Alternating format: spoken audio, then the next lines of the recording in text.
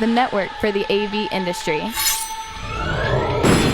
What are you listening to? This is AV. This is AV Nation. This is AV Nation. Ready. AVWeek. Performing. Scan. Week. Online. This is AVWeek. AVWeek.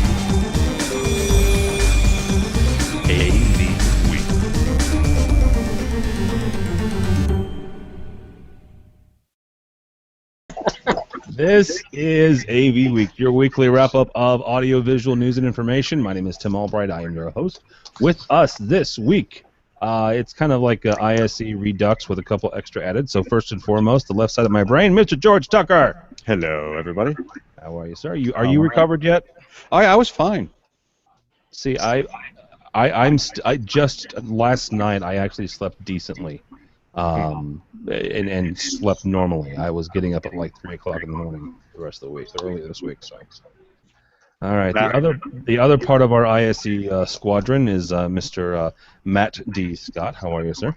I'm doing fantastic. How are you? Doing well. And the last, at least on this round table, is Mr. Harry Moody. Hello. So Harry, Matt, and George all went with me to ISE Integrated Systems Europe. The rest of this panel did not because they didn't want to. And now I'm on site fixing everything that had to happen while I was at ISE. Well, yes, you are. Harry and I have been spending a lot of team viewer time together. First up, Chris Netto. How are you, sir? Doing good. How's everything? Good. And last but not least, Gina Sansevero from FSR. How are you, ma'am? I'm doing really well. How are you guys? Good. Good to have you on. I'll actually see you next week. Is that right, at BLC? Yes, next week. Next week's BLC, the happy NSCA event, Business Leadership Conference. So if you're going, come by and say hi to Gina. And if you see me, throw something at me. So, all right. Money is always nice. Yeah, money is always nice. Okay, so while we were actually gone, I got a couple emails from some friends that said, "Hey, didn't know if you saw this, didn't know if you heard about this." Let's see if I can get the story up here. See if I remember how to do this after 2 weeks off. No, I guess I don't. All right, let's just do it this way. Huh? Screen share. Pick your window. You know what? I did screen share. There it is. I'm not sure why it wasn't popping up. You know what? Here to help. I know. You're such a good help. Diversified is acquiring or has acquired Technical Innovation. And this is from tvtechnology.com. Another one of the stories is from our buddies over at Commercial Integrator. Inside a mega merger. How and why $215 million Diversified acquired $180 million Technical Innovation. One of the emails I got from an integrator friend of mine said that this merger could very well be the biggest, quote unquote, the biggest integrator from a sales perspective. In other words, the most sales in the U.S. Now, yes, AVISPL is the big kahuna, but AVISPL they have other offices outside the U.S. Actually, Matt talked with their UK office over at ISE and did an interview there. So, George, we'll start with you on this one. What does this mean for integrators, kind of the small folks and the medium-sized folks, when you have a deal like this going through? Well, I think we're still in a stage where a lot of those medium-sized companies are starting to merge, where you will. I think you get market share, you get pricing opportunities, and you get to be the guy on the block that everybody knows, and you do the work. It's going to be harder to be a mom and pop, just like when the Walmarts and the chain stores come into town. You're going to have to find a way to be very niche-y and perhaps diversify just a bit more. That's the way I see it, really. Yeah. Matt, you guys don't have huge acquisitions like this in general in Canada. But from a standpoint of watching this from kind of the outside just north, what does this do anything for you guys in your business? Not directly in our business. being a smaller integrator, we always would approach this type of conversation, especially with a client of, they're a big firm, yeah, they've got a bunch of offices, yeah, but we're your local guys on the ground. We're the guys that are going to help you anytime. You're not going to call a 1-800 number. That would be kind of our approach in dealing with it. And then as far as just seeing this happen in the industry, I don't think it's bad. I think it's good. Bringing Good for who, though? Good for them. Okay. It's not. It's an honest question.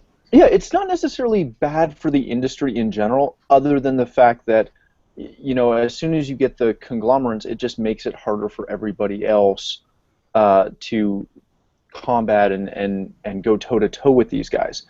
But to be honest, at the end of the day, I don't know if it really matters. It's just another integrator. It's just you just have another big, massive integrator that is going to sell things based on their size and their scope and the fact that they have 47 offices in 47 states. No one, that doesn't care, or that doesn't carry any weight unless you need an integrator in those 47 states and you want it to be the same across the board. And that's where I see these big firms being effective. But what, now we're going to see AVI SPL go up against, I'm sure I read it, but I don't remember what they're... Diversified. Are they sticking with just Diversified? Yeah. Yeah, okay. So they're going to go up, does that really affect most of us unless we're in one of those 2/3 companies? Yeah, probably not. Gina, from a manufacturer standpoint, I've always been curious about this when big mergers like this happen. It's kind of like the opposite side of when Control4 bought Pack Edge a few weeks ago, right? You're going to have Pack Edge dealers, you're going to have Control4 dealers, and it'd be interesting to see how the two kind of meet. When you have big integrators like this, my expectation is that on some level they're at least interfacing with FSR, and one of the two of them, I'm almost certain, is purchasing from FSR, right? So when you do that, how do you guys approach big companies like that, right? I'm not asking you out specifically, Diversified, but maybe AVI SPL or some of the medium to large companies. How do you guys approach them when it comes to servicing them and making sure that they're taken care of? So I don't think there's a one-size-fits-all answer to that. What we see is that we're going to have to learn what the new culture of that company is going to be. Do they allow the individual offices to make decisions, or is everything run through a headquarters? Who was a loyal FSR dealer before this, and can we continue to keep up those relationships? With AVI SPL, there's a lot of autonomy in the regional offices, and we can go and we can see from a manufacturer standpoint a number of different people throughout the country, and some of them will say, yeah, absolutely, we have some projects that are going on, and we have FSR specified, and there are others that say, we don't have as much autonomy as somebody else, so we have to go through HQ for that, and then we'll talk to people in HQ. But I think what's going to happen, and especially since Diversified is right in our backyard in Kenilworth, New Jersey, it's really only, 25 minutes from the office, so they were and still are very, very friendly FSR dealers. And it'll be interesting to see if the culture within the company actually changes based on these acquisitions. I know that the technical innovations is going to be kind of morphed into Diversified, and if that's the case, are there going to be hiccups along the way? For sure, I think the answer is. But does that change the way the employee power, the way they purchase, the way they work on projects, and it'd be interesting to see. No, it definitely will be. Mr. Mead, there, you work in and around DC with a lot of different companies, both big and small.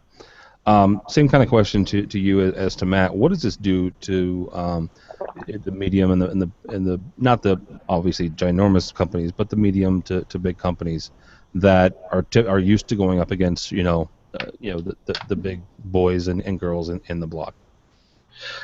Pretty much I mean, for me, it means that there's going to be less of the big bid work. That's going to get eaten up by them because they have the resources that can sit there and bid it, and go through and do all the specs and everything else. So it means that for us, I think it means that we get much more boutique and much more service oriented and setting ourselves apart that way, as opposed to you're dealing with megalith XYZ. You're dealing with little guys who are actually able to give you the response time that you're looking for and the more personal touch that you're looking for. Yeah.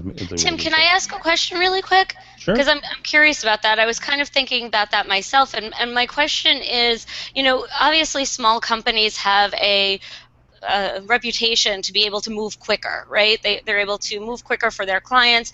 Is this going to affect the way that clients or end users see the AV industry? If a big company like an AVI SPL or a Diversified Technical Innovations will end up coming in and doing a job for you, and they're not necessarily able to be as spry or limber as a smaller company, is that going to affect the way the AV industry is portrayed to others in the future? I don't know. I don't know the answer to that. Yeah. I don't know if it. Sorry, go ahead, Harry. I was going to say a couple of things on that. We actually have gotten subcontracted before to run service for some of these bigger guys, so we end up being the local service contact for their customers. And but two, yeah. I've made a career of picking up after the big guys.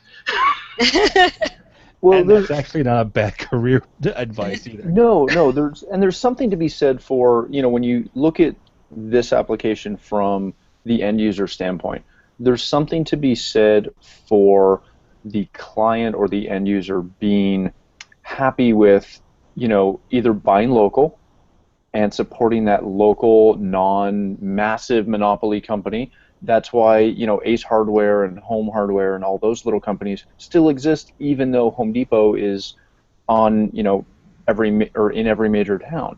But just as Harry said, we get contracted as well for a fairly large integrator out of Dallas, and we do a ton of IT work both locally and in Toronto. For this huge integrator out of Dallas that they don't have anyone on the ground up in Canada, so they contract companies like myself and others to do that kind of work. I think the long and short view for the end user will come down to the fact of, as long as they're maintaining what they determine to be an acceptable level of service and support, they probably won't really care whether whether AVI and Diversified merge again and become an even bigger company.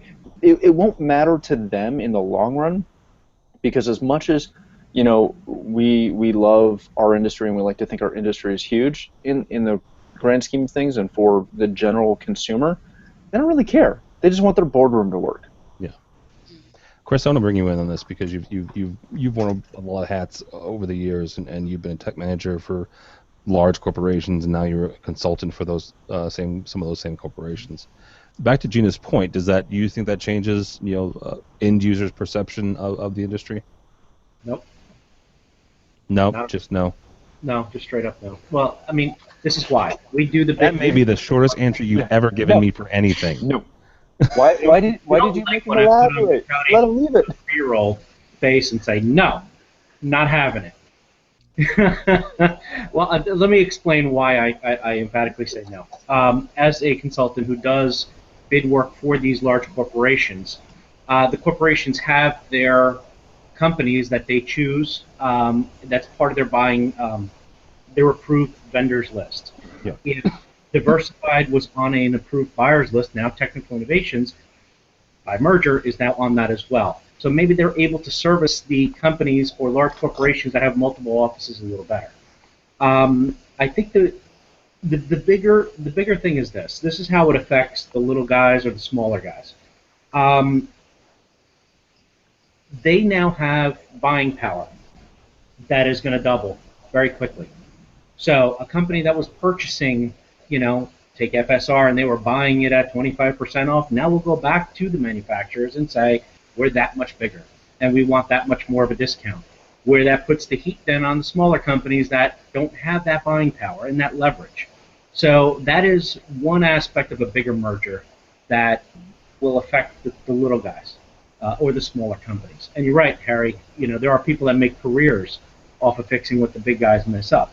Because one of the things that seems to go hand in hand with the larger company is that when it comes to the final those granular details, they miss on it, because they are just moving in big iceberg mode, whereas the little guys can zip around a lot quicker on a jet ski, for that matter.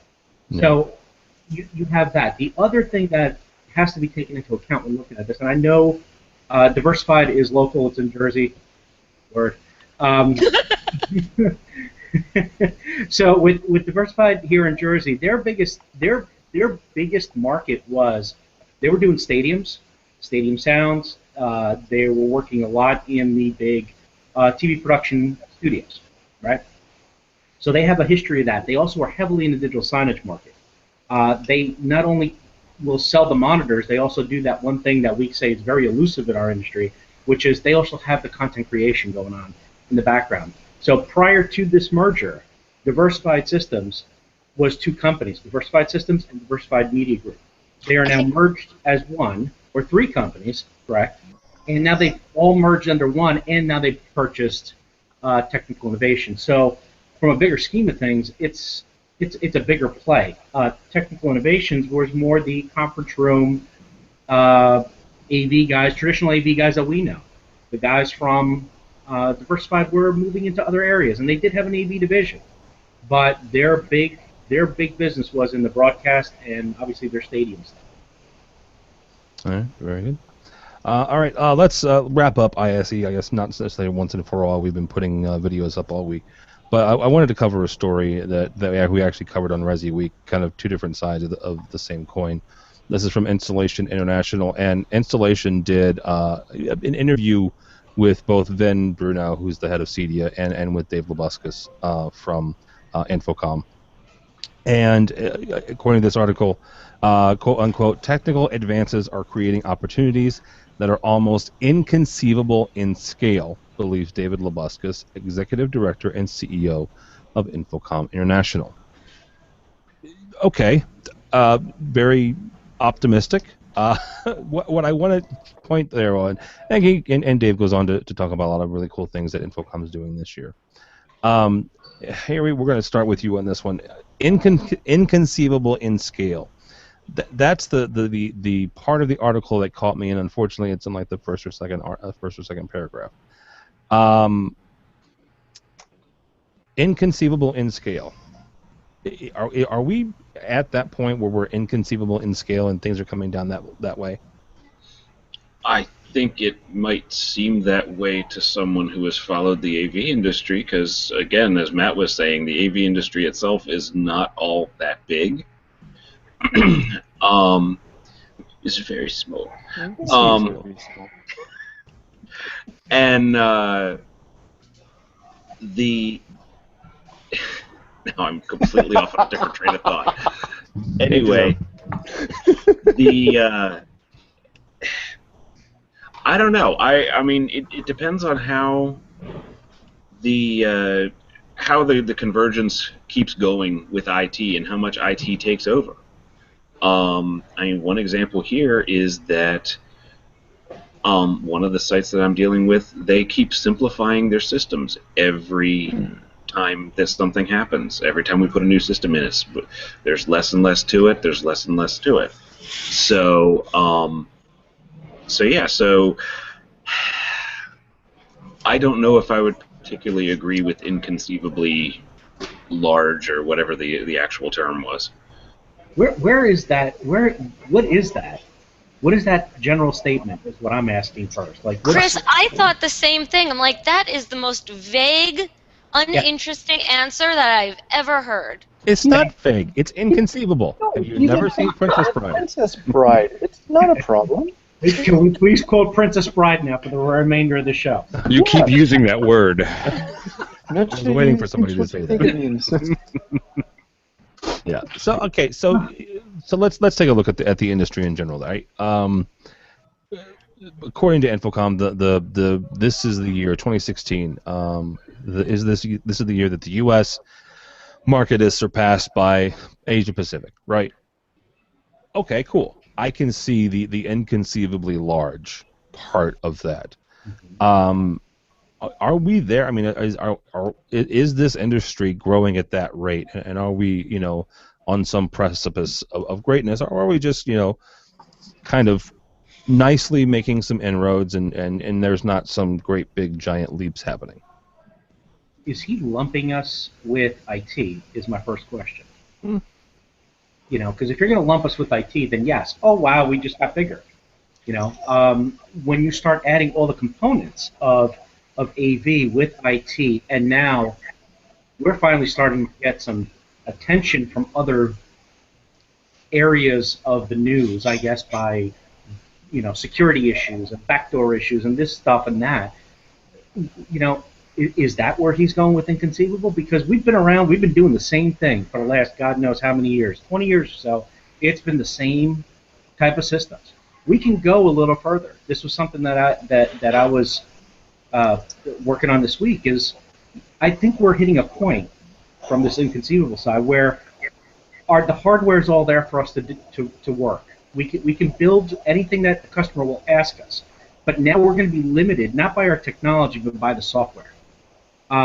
With these backdoor openings and security issues, there's a lot of fear, which will, in my opinion, hinder people from going out and speccing a particular piece of gear that may be open to the internet and cause concern. Now, that's debatable by everybody here. You can say that within a corporate environment that it's the corporate IT department that is supposed to be protecting and shielding intruders from coming into our rooms, and who really wants to mess around with a switcher? To be honest with you, you're going to change a source on one of our conference rooms. But yes, once you can get in, and Matt will probably be able to speak to it better than I can. Once you get in, it's tunneling through and finding other things that they can do bad things for. Yeah. That's my answer to it. If that's where he's going with the unbelievable, inconceivable, blah blah blah. I think I can add to what Chris was saying is that it's really about IoT. So it is about IT, but it's the fact that this is all going to be interconnected and conjoined, and that buzzword of IoT brings in the CES type crowd, and now they're interested as well. Whether that means that we're going to explode and become inconceivably large based on a merger with that market, or it goes the other way, is still to be determined. But I think that's really what's the major part of it. It's now a buzzword that Wall Street and the mass market gets.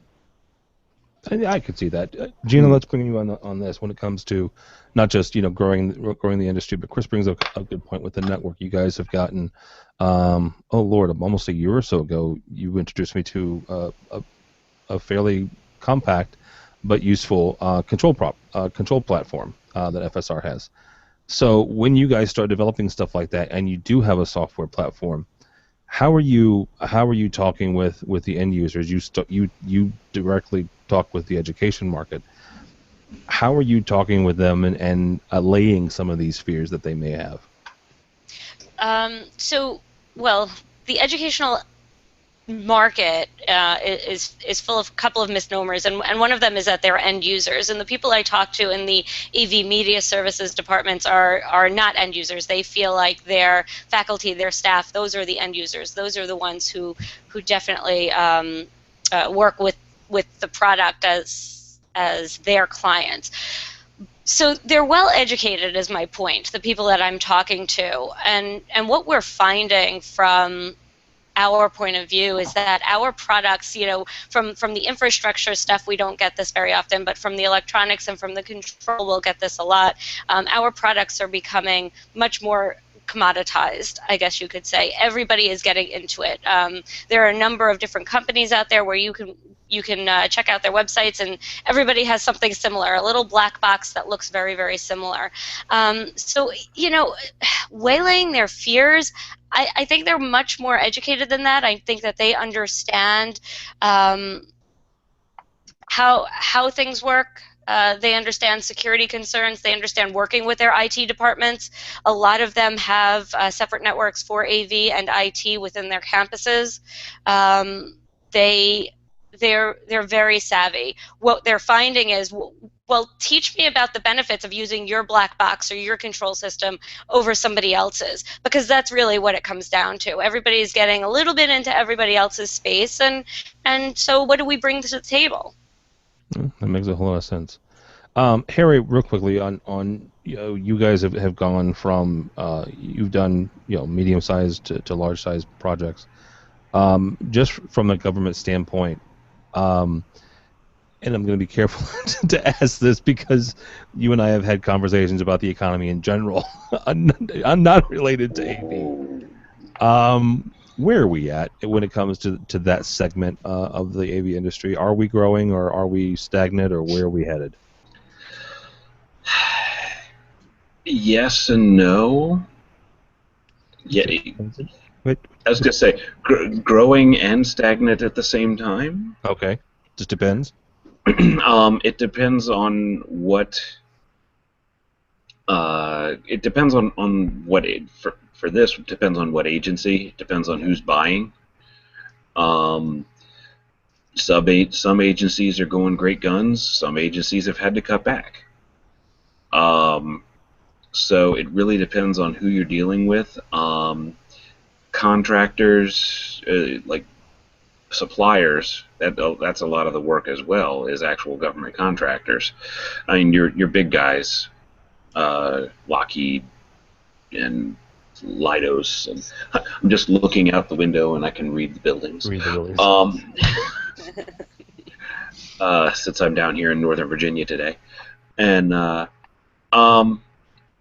but yeah, so it depends on who they're working for. So it all flows downhill from the trough that all the little piggies are feeding at. Understand. All right. Last but not least here, guys, and we'll let you go here. This comes from our buddy Ted Green, actually, who will be on AVWeek this next Monday. Rep and distributor sales, jobs evaporating. 1 million more to disappear by 2020. This comes to him from the Forrester Group, suggesting that the rep and distributor sales may be going away. Gina, I actually want to start with you on this because you're the only manufacturer we have on here. And depending on who the manufacturer is, right? I'm not painting FSR in general. I'm talking about manufacturers in general. Depending on their business model will determine on how they do this, right? Some do distributorships. We talked to a lot of folks last week at ISC where you'll be able to get U.S. product, but it's only through distributorship, right? Whether it's UK or Germany or what have you. Other ones will allow you to sell directly. Rep jobs are the same way. A very good friend of ours and one of my best friends from years and years ago, he worked for a microphone manufacturer. He was a direct rep, and I don't know, sometime late last year, he decided that particular junction, he was time to move on from that. And so now he is a rep for a DSP and an amplifier manufacturer, but he works for a rep firm, right? So he went from being a direct rep, direct employee of that manufacturer, and now he works for an independent rep firm. And looking at stuff like this when it comes to B2B jobs and in FSR's model also,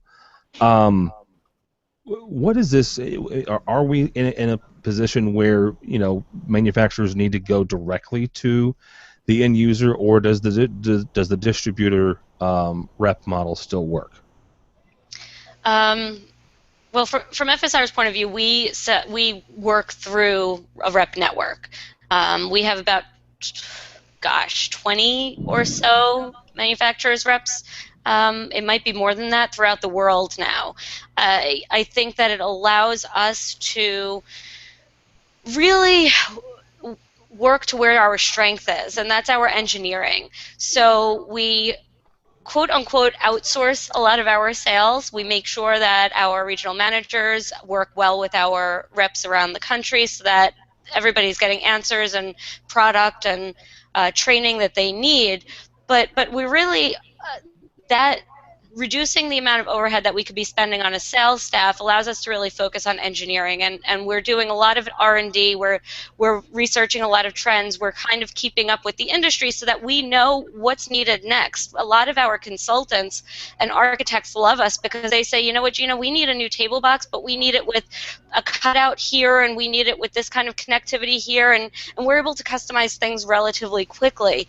And that's what working with Rep Network allows us to do. It allows us to focus our resources where our specialties are. Now, I have a little bit of a problem, and this article had a ton of really interesting facts in it.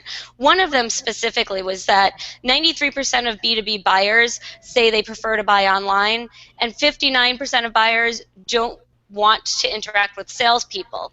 Meanwhile, the more people you talk to, and maybe they're just telling us this because they want us to feel better, but the more people we talk to, the more people say they buy based on relationships. They buy from people who they like. So really, guys, what's the answer?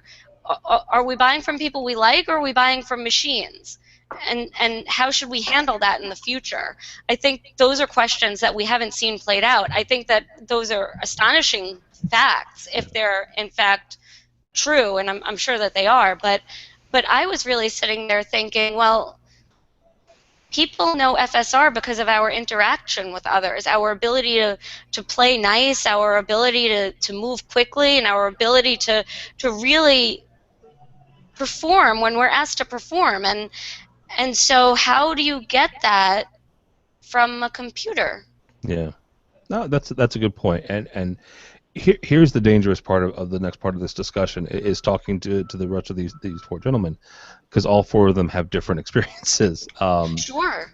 Because here's the thing, you can there's an old friend of mine, tech manager from up in Maine, and his name's Scott Tyner. He writes for Rave's Pubs. He's a great guy. He and I would always have a constant conversation about manufacturers' reps. He has had nothing but issues getting reps up where he is, right? Well, he's in a remote area. He's in a remote area, but it's still one of the biggest colleges in Maine. Granted, it's Maine. I get it. It's a ways up there. But last time I checked, it's still part of the Northeast, right? It's still part of New England. It is. It's New England. Somebody's region. It's in somebody's territory somewhere, right? So for crying out loud, somebody go buy Scott Tyner a cup of coffee. But that's what I want to say here is Matt Scott here lives in Canada, the 51st state of the Union. He has a different experience than Tucker does, than I do, than Neto, than Harry. Real quickly, Matt, your experience and which would you rather have? Would you rather direct with the manufacturer? Would you rather have a rep, or would you rather buy stuff online, like Gina says? Okay, so here's the fun caveat I'm going to throw into that. I like a combination of all three. So because I am in Canada, do you realize that? Yes. Okay. Yes. And we have different rules and different just obtaining product is a bit of an adventure at times. So long and short, I have a manufacturer right now that while we were in Amsterdam, I got a call from my rep, who I like. He's a nice guy. I see him normally maybe once a year. We grab coffee. I see him at the shows all the time. But I got a call from him saying that we didn't meet our minimum, and we're now no longer able to buy direct from them. And that's fine. I understand that. But now I'm at a hard spot because they have 4 or 5 different divisions. We purchase mainly one, but a little bit of Division 2 and 3. My distributor, who sells Division 1, that we sell a lot of, obviously not enough to meet the minimum, it seems, but we still sell a lot of, they don't carry lines 2 and 3.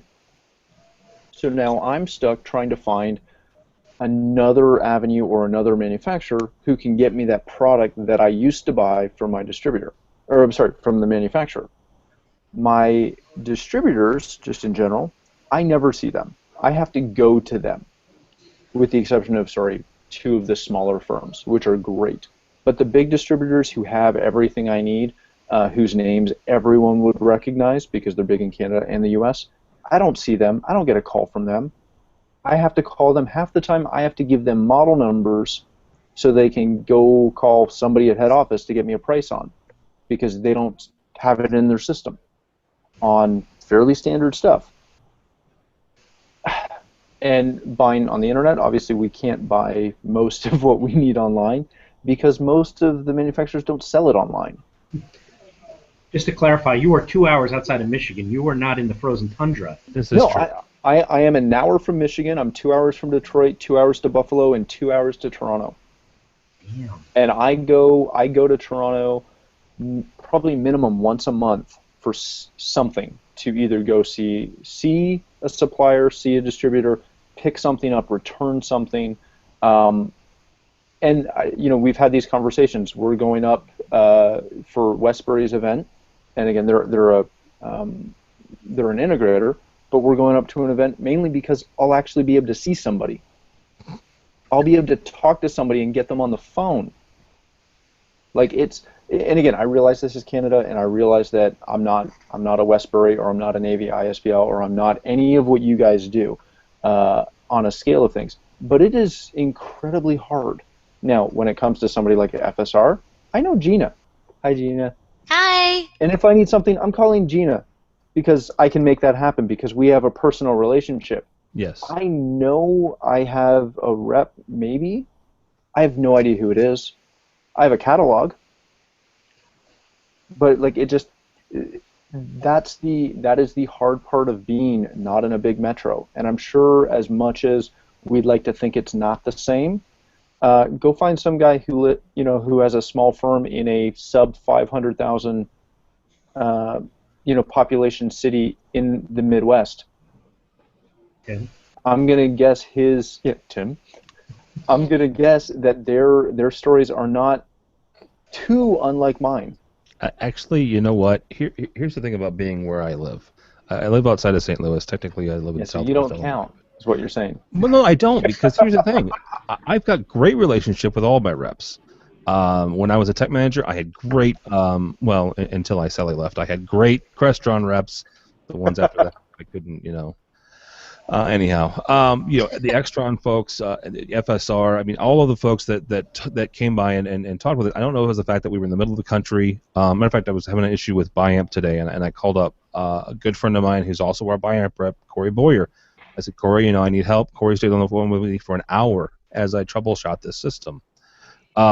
Again, St. Louis is flyover country, but it's also a kind of a I hate using convergence, but it is kind of a convergence of the east and west, and there's a lot of people in the middle here that all kind of take care of each other. So I think here's the fun caveat to that, though. I called one of the companies that you mentioned just now, who I'm not going to name, because we have a project that requires some of their products. We're currently not a distributor,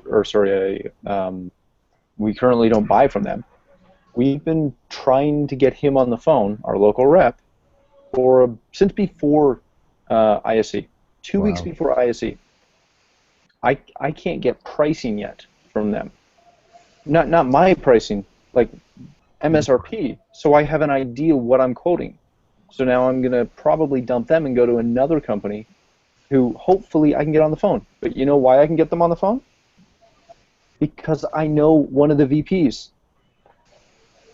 So worst case scenario, I'm going to get on the phone and call him and say, hey, I need to know who I'm buying from. Get me in touch with them. Put me. I don't care where I have to go on the list. Get me somewhere on the list so I can buy something. Yeah.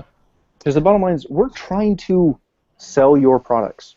Exactly, and that's sometimes they forget that. I've complained and rallied against this for years on this show. We want to sell your products. We are a small industry. You need us more than you think you do, especially the smaller companies like mine. Yeah, we might be a bit of a headache, but we're the guys that are going to grow into the bigger firms that hopefully will keep the rest of your employees employed long after you've left your company. Yeah. I don't think you're even, I wouldn't even say that from a manufacturer standpoint that the small firms are a bit of a headache. I think that what happens with the small firms, I mean, I like working with small firms personally. I like working with the smaller schools personally. I have a couple of contacts. They end up becoming friends. They'll give you honest feedback so that you can modify your product so that it actually fits the industry rather than what an engineer room might think it should be doing. I think that those smaller groups, the smaller schools, the smaller companies are really the ones who have the most interest in allowing this industry to grow. And by giving us feedback, that's what you do. And that's kind of the point. Like, why would you go and buy something online when you can call somebody up and you can say, hey, listen, does it do this? Because I really need for it to do this. And you can't talk to your online shopping cart and say, well, as long as you're confirming that it does what I need it to do, then I'm going to press buy now. There's no interaction. There's no support there. Yeah, I agree completely. All right, we're up against time here. Harry, Matt, or Matt, or we already had to say. Harry, Tucker, or Neto, you guys want to chime in on the rep versus direct buy, folks?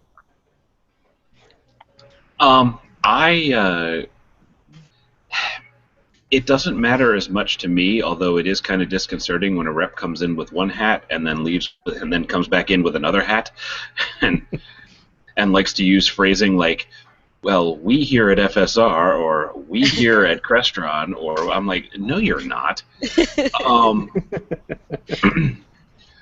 But the things that I like is the being able to call somebody internally, like being able to call Gina at FSR if I've got an FSR floor box issue that I need to figure out, or something like that. And having the contacts on the inside that can get me better information in a quicker fashion, because while reps are good for selling and getting your face in front of people and getting your name in front of people, out here in the trenches, you've got to deal with the actual nuts and bolts of what's going on. So I'm much more concerned with the back-end support than I am necessarily the front-end sales rep. No, that makes sense. Mr. Neto? Was this more, now this is Ted Green, so yeah, was this more resi consumer type situation where he was saying? It's a lot. It was a broad spectrum one, right? So it was just, it was AV in general, but yeah, Ted does tend to lean more towards resi. Because if that's on the residential side, I can definitely see that. I think in the commercial side, we tend to lean more to direct and to dealer reps and stuff like that as well, because we're dealing with stuff that is not so much off the shelf. Gina cannot sell online because my floor box has to be a specific floor box that I specifically need. Aside from being X amount of feet and having X amount of pins and pin outs or whatever, that's you can buy online, and that's great. But when you start getting into the specifics of what you need for these projects on the commercial side, it's not so much something you want to buy on the shelf. For the most part, you need to verify that, but when you're mounting displays, you need to know the weight of the display. Can the mount handle it? That display. So, and there is a whole series. If you, dial up Mr. Coxton, he'll tell you about earthquake regulations and laws and safety issues and stuff like that. So, I don't think from a commercial side, the off-the-shelf buying it online really applies. I think it's more of a statement towards the resi side of that. Well, I will say this. One of my biggest commercial-specific distributors, their main push is, hey, have you visited our online store? Like, no, I need to call you. Yeah. They're big. They like drones. Oh, jeez. On that note, good night. We're going to wrap it up. Mr. Tucker, thank you, sir, for jumping in. We had a couple cancellations, and suddenly I ended up with 5 guests instead of 3. So my entire crew said, oh, yeah, Tim's in trouble. Let's go. Thank you, sir. Happy to be on, and I can just say that we can now end this broadcast, and I won't have to go back to hear you snoring in the middle of the night. So, amen, brother. There you go. That's what happens when you spend a week in Amsterdam together. He's and end happy. up in the red light district, just for the record. On random, yeah, the left turn. There we were. It was a left turn. It was in the middle of the day. Just wanted to clarify all that. How can people find you? At Tucker2s on almost any social media, Commercial Integrator, Higher Tech, and a number of other publications. All right, very good. Speaking of red light district, Harry Mead, thank you, sir. How can people find you? I have pictures of us from the red light You district. do, unfortunately. I am on Twitter at AVGrump because I tend to pop other people's bubbles of happiness. And Facebook, Harry Mead. And otherwise, that's about it. Very good. Mr. Matt D. Scott, thank you, sir. How can people find you? Matt D. Scott on everything. All right, Matt D. Scott on everything. Chris, literally everything.com, Matt D. Scott. All right. Mr. Netto? You can find me on Twitter at Chris_Netto. You can find my company at avhelpdesk.com. And yes, Harry, you are the ultimate bubble popper. Yeah. Yes, he is. Last but not least, Miss Sansevero, thank you so much, ma'am. Thank you for having me. This was a lot of fun, and I can't wait to do it again. You can find me at Gina Sands. You can find me at FSR_EDU. You can find me on college campuses across the country, and you can find me at FSR every once in a while. No, very good. And FSR is one of our fine underwriters, so thank you guys for that. Don't follow me, but go by the website because Matt and lots of folks have put an awful lot of hard work on it. avnation.tv, avnation.tv. You'll find this program and a host of others. Right now, you're going to find a whole lot of video and blogs and writings from ISE. We'll leave that up for a couple of weeks or so you can take your time perusing all of the hard work that George and Harry and Brian and Matt did interviewing all the different booths. I just sat around and drank espresso all day, pretty much. So yeah, check that out if you would, please. Also coming up, we have the Resi Week coming up next week. If you are going to NSCA's BLC, say hi to Gina, say hi to me, and some other folks are going to be there. I know Mike Shin's going to be there. Brock McGinnis, John Green, our buddy Kelly Perkins will be there as well, and I think Corey Schaefer is going to be there. Corey Schaefer, Chuck Wilson, all kinds of really cool people. So yeah, go by that. But yeah, go by the website avnation.tv. Thanks so much for listening. Thanks so much for watching. This has been AV Week.